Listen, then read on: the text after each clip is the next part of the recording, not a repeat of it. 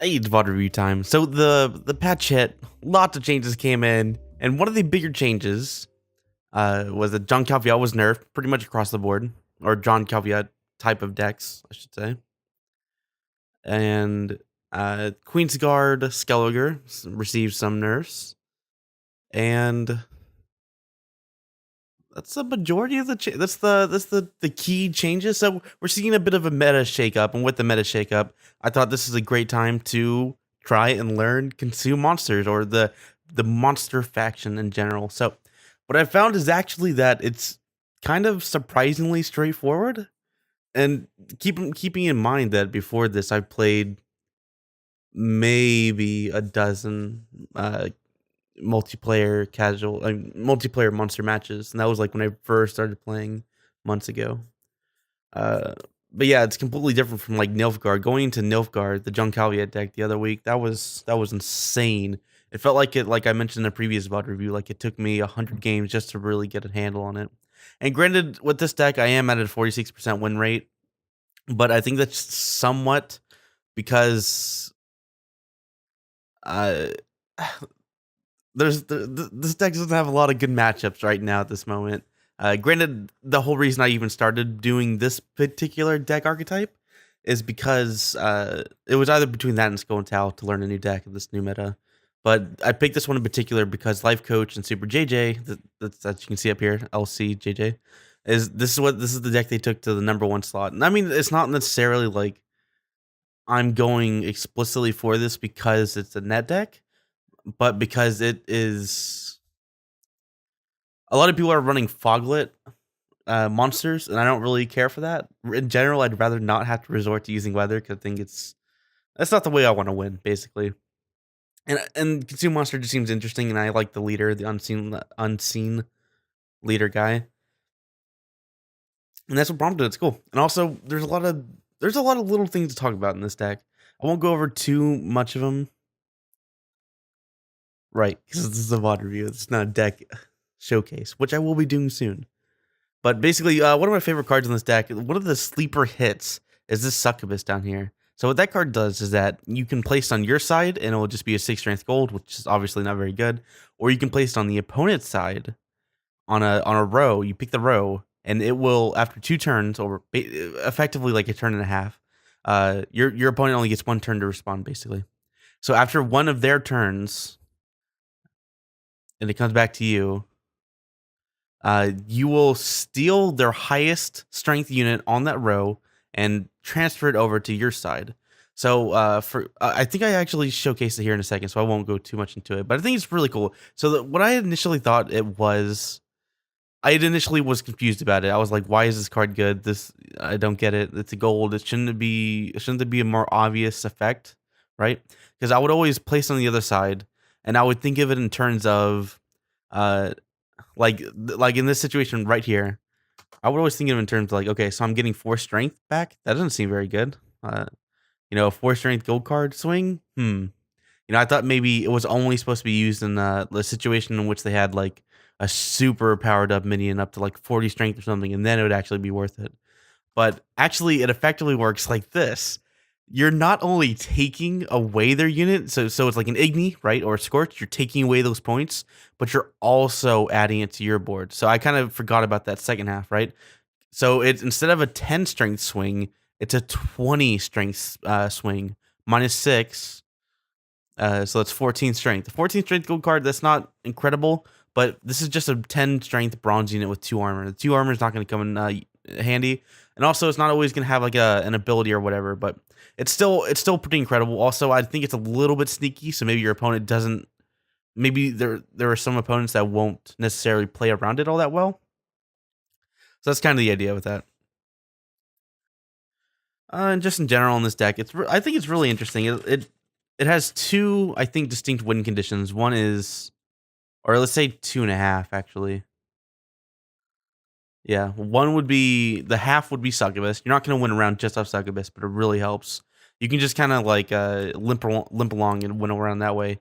I guess the primary win condition is with Arachnus Behemoth spawning the 3 strength spiders, along with Ran Warrior eating up harpy eggs, and you'll get tons of points just from that way. You can pretty much win round 1 pretty frequently with just that combo, so long as you have the right card in your hand, which isn't too difficult. I don't find that I too often get messed over on draws. Mulliganing usually takes care of that. I think the only problem is if you get like three of the Arachnid Spiderlings, the 3 strength ones, and then you get like 3 Crones and like 3 Vrand Warriors. Then it kind of gets a little bit hairy, but it doesn't happen very often.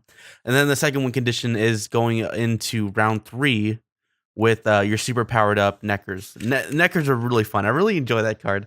I'm glad that it keeps it's basically kept its similar, or it's kept its same ability, basically being able to stay on the map, on the board, and then come back and summon another one through your deck once it's been removed. So it's you get some nice combos off with both your leader ability, which is to consume a unit. You can do that 3 times, and also you can combo in Vrand Warrior with the Necker, and get that double value right off the bat. So it's fun. It's a lot of fun, and you're almost always gonna have like a 10 strength Necker by the end of the game. And even though there's not a whole lot of trickiness as with this deck as you would see like with the Nilfgaard deck, I think maybe even like Northern Realms, maybe scoi'tael or whatever. But there's a lot of like small mechanical decisions that you can be making and improving on. Like for example, I haven't been using Vrand Warrior to the best of its ability. And sometimes I'll get the ordering mixed up where I don't actually take full advantage of my Arachnid Behemoth before I actually consume something, like with this ghoul. So it's kind of interesting that way. There's nothing, there's no overarching concepts, I don't think. There's no, split second decision making, quote unquote. There's just a lot of little things that you kind of learn over time. It kind of feels a lot like a Skelliger combo deck with Queen's Guard or something like that. It's just kind of like these little everyday kind of complexities that are relatively easy to pick up on, and you can notice pretty right away. Because see, the difference was in Nilfgaard, going back to Nilfgaard a lot because they're so different and so prevalent in the meta right now. But yeah, I had to watch a video on Nilfgaard. I had played it for 50, 60 games by that point rather, and I still had to watch a video to understand what I should be doing. So I have some notes here on this deck, just kind of give my thoughts on it a little bit.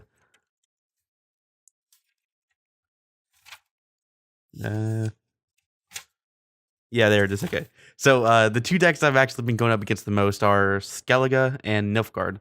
The Nilfgaard decks are actually kind of interesting because they're kind of all over the place. I've actually been seeing the least amount of John Calviat and a lot of Reveal and the other one.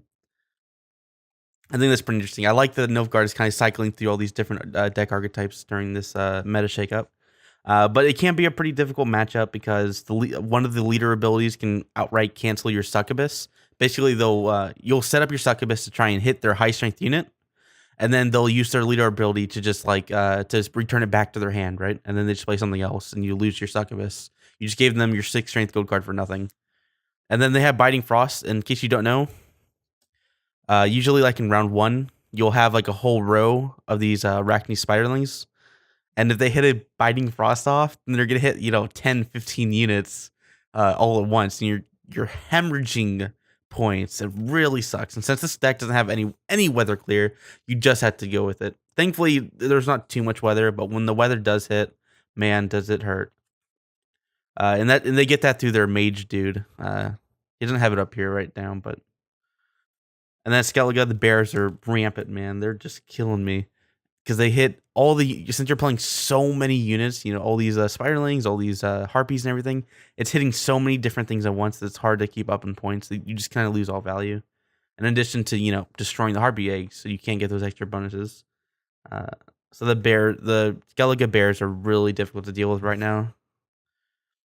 And I think I need to watch some more Life Coach to see how he's dealing with these pretty big issues. So anyway, let's just kind of talk about the deck a little bit. The whole point of this video, this VOD review, basically was to showcase the power of the Succubus. Because it's really incredible. And it happened twice in a single match because I had Renew. Renew also a very cool card that I didn't really think much of.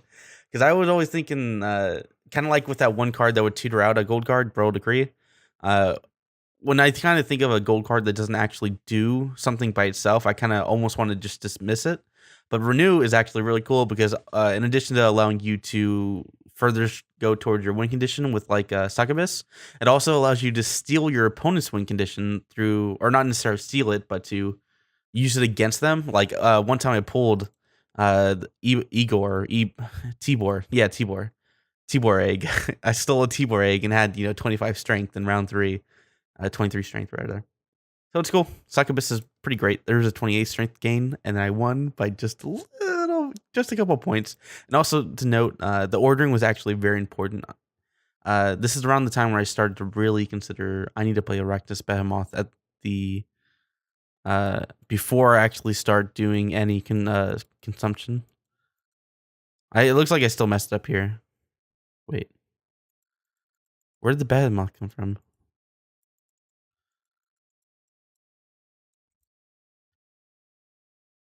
Oh, okay. I drew it from Tibor, so he lost the game by allowing me to draw that Behemoth. So cool stuff. Played it immediately, then started doing the rest of my consuming, and then got that 28 strength swing. Good stuff. It's a fun deck. Very straightforward. It is pretty expensive. I don't have the deck list in front of me, but you need like Renew, Gales, Succubus, very important. You need all 3 crones, which is basically the cost of a legendary. What's the last gold card? It's something. It's a pretty expensive deck, but I think it's pretty fun. Even though my win rate is rather low, a big reason why that is because I'm actually like 1 in 9 against Skellige. But I think if I can improve that matchup, maybe figure out a better way to deal with those bears, then and be more cognizant of stealing away Queen's Guards and the like, I think it'll be a little bit better. But until then, it's a little bit that matchup against Skellige is really tough, and there is a lot of them right now. Anyway, that's it. Thanks for watching.